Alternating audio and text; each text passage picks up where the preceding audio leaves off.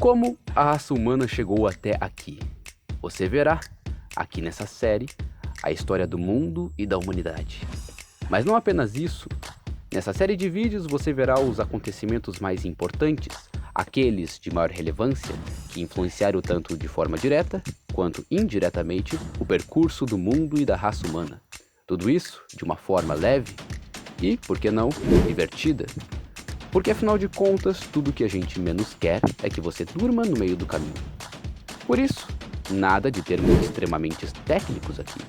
O objetivo principal dessa série de vídeos é apresentar a história geral, para que ao final da série você possa entender bem mais sobre o processo que fez nós chegarmos até aqui e como chegamos. E além disso, munir você com um monte de curiosidades e fatos interessantes como: qual foi o dinossauro mais temível e forte de todos? E não foi o Tiranossauro Rex, mas isso fica para depois. Apesar de tudo, é honesto lembrar que eu não sou historiador e você verá que muitas das colocações nessa série são acrescentadas apenas para fim cômico, não refletindo a realidade. Dito isso, estou livre para adicionar ironias à vontade. Mas antes eu vou ter que falar disso que você sabe que eu vou falar. Esse é o primeiro vídeo do canal, logo sua inscrição e seu like são mais do que valiosos, são necessários. Porque eu vou entregar o melhor conteúdo que eu consigo entregar aqui para você com essa série e obviamente não vou ganhar nada com esse vídeo porque ainda é o começo do canal. Então, se você conseguir clicar nesse botão maravilhoso de inscrição e depois no like, eu ficaria realmente muito grato. Dito isso, eu e você estamos prestes a entrar em uma máquina do tempo. Iremos rebobinar um pouco a fita do mundo para 1 ano atrás? Não. 50 anos? Não. 2000 anos, então? Um pouquinho mais.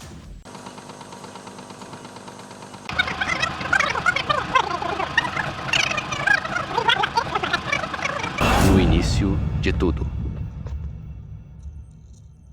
Vamos voltar no tempo para alguns bilhões de anos atrás. Bom, que tal aproximadamente uns 15 bilhões de anos atrás? Mais ou menos aí, estava ocorrendo o evento mais importante para toda a raça humana. Na verdade, para todo o universo. O Big Bang. Depois de tanto tempo condensado em um ponto único de densidade infinita, ele aconteceu. E não demorou muito, só 2 bilhõezinhos de anos, para que o nosso universo formasse a primeira galáxia. Grandes nuvens de gás quente se acumularam em certas partes da, digamos, anatomia do universo. Essas nuvens de gás começaram a se comprimir pela força de uma coisinha chamada de gravidade. Com isso, estrelas foram formadas, as estrelas começaram a atrair umas às outras por causa da mesma safada da gravidade, e em pouco tempo, talvez nem tanto, uma galáxia inteira estava formada. Ah, que maravilha! 10 bilhões antes de Cristo. Ainda se expandindo, estrelas se atraindo para todo lado, como se fosse uma grande balada das estrelas, a festa da GQ estelar, pegação para todo lado. Nesse ponto, galáxias já estão espalhadas para todo lugar. Você podia encontrar uma galáxia em cada esquina, uma bagunça. Algumas estrelas não aguentavam o clima quente dessas baladinhas estelares e explodiu antes da hora. Duplo sentido não proposital. 8 bilhões de anos antes de Cristo. Agora, acaba de acontecer uma supernova, uma explosão fantástica e tenebrosa de uma estrela de massa elevada. A energia que abastece essas estrelas vem de uma coisinha curiosa chamada fusão nuclear. A grosso modo falando, quando não há mais átomos para se fundirem, elas fazem puff. E depois disso, algumas dessas explosões se tornam os famosos buracos negros. Eles parecem muito legais quando se vê de longe, mas só se você vê de muito longe mesmo. 4,5 bilhões antes de Cristo. Bom, um novo sistema solar acaba de ser criado na periferia de uma galáxia meia-boca chamada de Via Láctea. Isso porque ela não é a galáxia mais pica das galáxias. Eu sei, essa foi desnecessária, mas como você vai descobrir, eu não resisto a uma piadinha ruim. Bom, o que importa é que essa galáxia da qual a gente estava falando não é tão grande quanto as outras. Aparentemente, não há nada demais nessa galáxia chamada de Via Láctea. Afinal de contas, Nesse ponto da história, já havia galáxias aos montes no universo. Mas na verdade, essa pequena galáxia era especial. Mas por quê? O que aconteceria de tão diferente nela? Ah, tudo.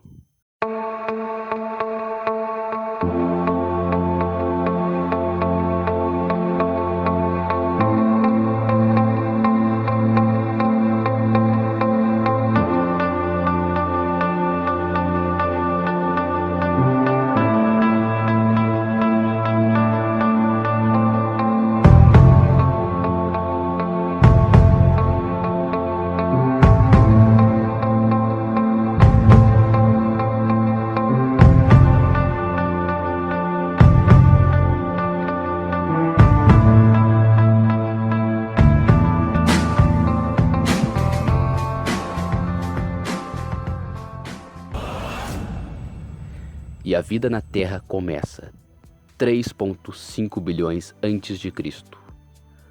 A nossa Terra tem aproximadamente 4,5 bilhões e só demorou cerca de 1 bilhão de anos para se desenvolver as primeiras formas de vida. Bom, o Peter do Ei Nerd já estava aqui muito antes disso, mas isso é outra história. O sistema solar ao redor já havia se fundido em grandes blocos de rocha que flutuavam sem direção através do vácuo, rebeldes da pior espécie. Inclusive, a nossa Terra foi criada quando esses blocos colidiram uns com os outros, em explosões violentas e desordenadas. Durante mais ou menos o primeiro bilhão de anos, nada muito interessante aconteceu. Ela só ficou borbulhando como rocha derretida e enxofre, e no entanto, com o tempo, ela esfriou e se tornou um oceano bonitão de água morna e aminoácidos.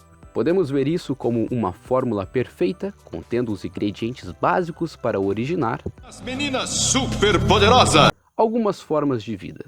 A primeira forma de vida nesse oceano primordial foi nada demais.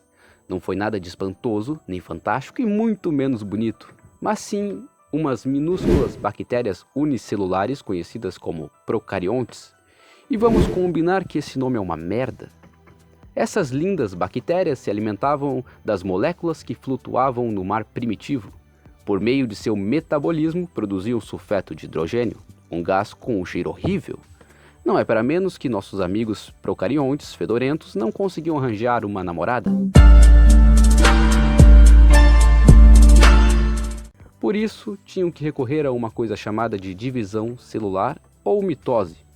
Eu falei que não iria usar muitos termos técnicos aqui, mas caso você não saiba e queira saber, é uma forma de reprodução. Nossos amigos procariontes continuavam cada vez mais se empanturrando daquela sopa primordial que a gente estava falando. Só que com o tempo, essa sopa acabou ficando escassa e isso foi como uma crise ecológica para nossos amigos fedorentos. E essa crise teve uma reação. O que aconteceu foi que surgiu um novo tipo de célula, a alga azul esverdeada, que era capaz de absorver a luz do sol para produzir sua própria alimentação. Veja, é uma alga muito esperta. Esse processo, que é chamado de fotossíntese, gerava como subproduto o oxigênio. E o oxigênio, por sua vez, era venenoso para os nossos amigos fedorentos. Hip procariontes.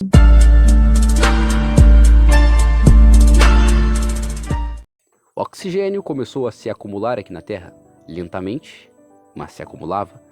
E como consequência disso, a composição da atmosfera da Terra começou a ser mudada, e é por isso que nós conseguimos respirar hoje em dia. Como você está fazendo agora? Espero que esteja. Também foi criada a famosa camada de ozônio, que agia como um escudo que protegia a Terra dos malvados raios ultravioletas do Sol. Tô brincando, todo mundo sabe que eles são necessários. Bom, os procariontes morreram, ou foram obrigados a se esconder em locais sombrios por aí. E por causa disso, sobrou mais espaço para novos seres mais bonitos e menos fedorentos aparecerem. Mas foi necessário que se passasse mais meio bilhão de anos para que isso acontecesse.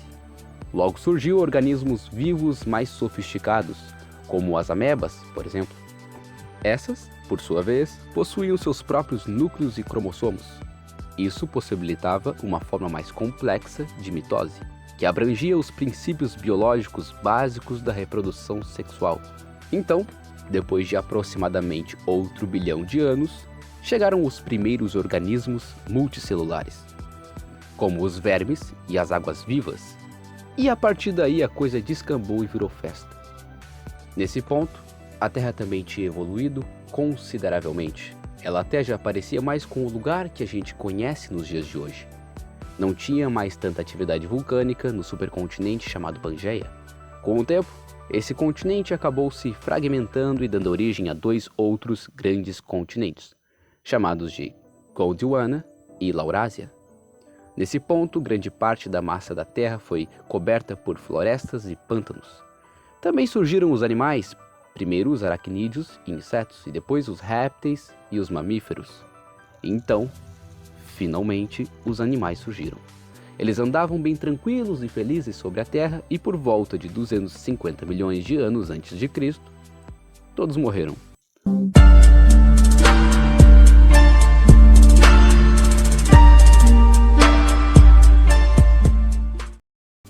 Depois de tanta evolução e todos esses bilhões de anos, enfim, os cientistas ainda não sabem exatamente o que causou a extinção em massa, mas, segundo a teoria mais aceita, foi tudo culpa de um vulcão perigoso e muito safado na Sibéria, que possivelmente era controlado pelo Silvio Santos, mas isso é só uma teoria.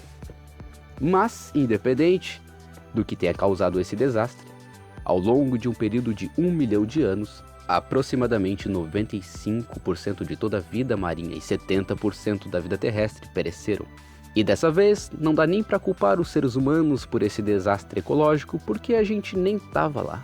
Depois de 4 bilhões e meio de anos de incansável evolução, a Terra estava muito triste e compreensivelmente desapontada. Com essa reviravolta, e flertou por um breve período de tempo com a ideia de desistir completamente da vida e virar youtuber, assim como eu estou fazendo aqui. Mas por sorte, a Terra era e ainda é muito persistente e feita de um material resistente, e não demorou muito para que ela voltasse com força total e apresentasse uma era fantástica. A Era dos Dinossauros. Mas isso fica para o próximo vídeo.